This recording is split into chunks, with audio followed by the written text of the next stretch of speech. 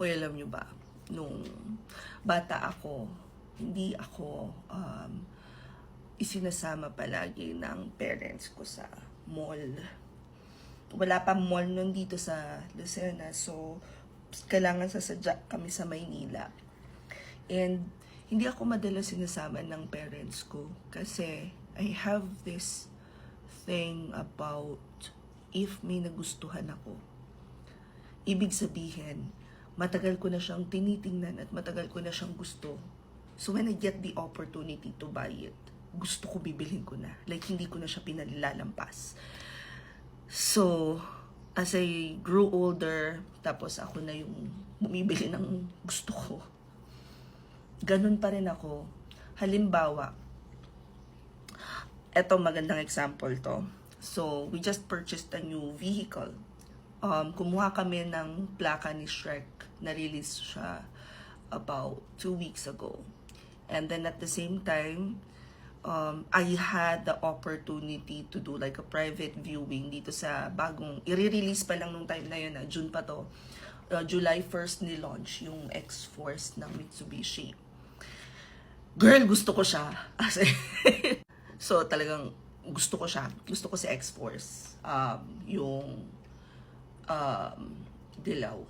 And hindi naman pwedeng una sa lahat sa bahay kami nagwo-work. So aanin namin ng napakaraming sasakyan. Hindi siya justifiable.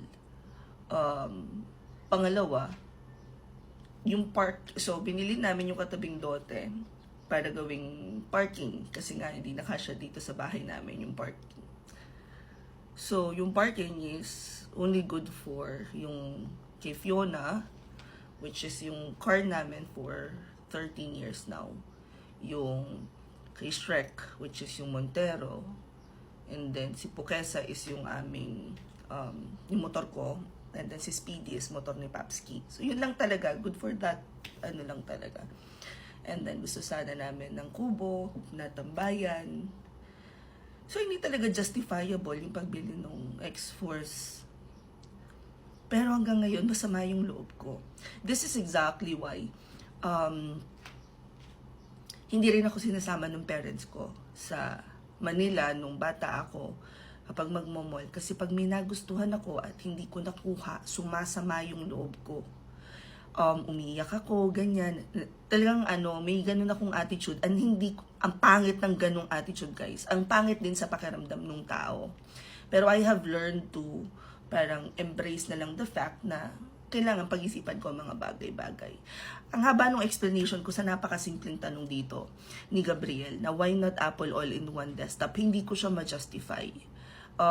As a layas na person na laging na lang on the go, laptop person talaga ako ever since. So, hindi ako, ang una at huling desktop na ginamit ko ay back in 2009 hanggang, hindi, actually, yung 2009 ko, laptop pa yun eh.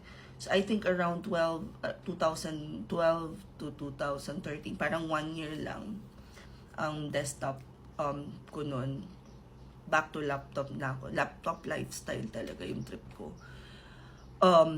Hindi ko ma-justify bakit ako bibili ng Apple products. MacBook, hindi ko rin ma-justify yun nung una. Until ni-require na nung client ko na high-ticket client. So, yun. Pero kung akong papipiliin, mag-Windows pa rin ako.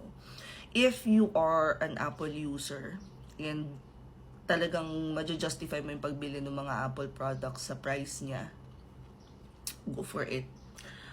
Pero, kahit gusto ko yung mga bagay-bagay, pag hindi ko siya kayang i-justify, hindi ko siya kinukuha. Meron ba nakaka-relate nito? Aga na kwento ko, nagkakapilang talaga ako. Para ako nakikipagkwentuhan lagi sa inyo pag sumasagot. Yun lang, comment any questions you guys have about working from home. Follow for more work from home chismis. Bye!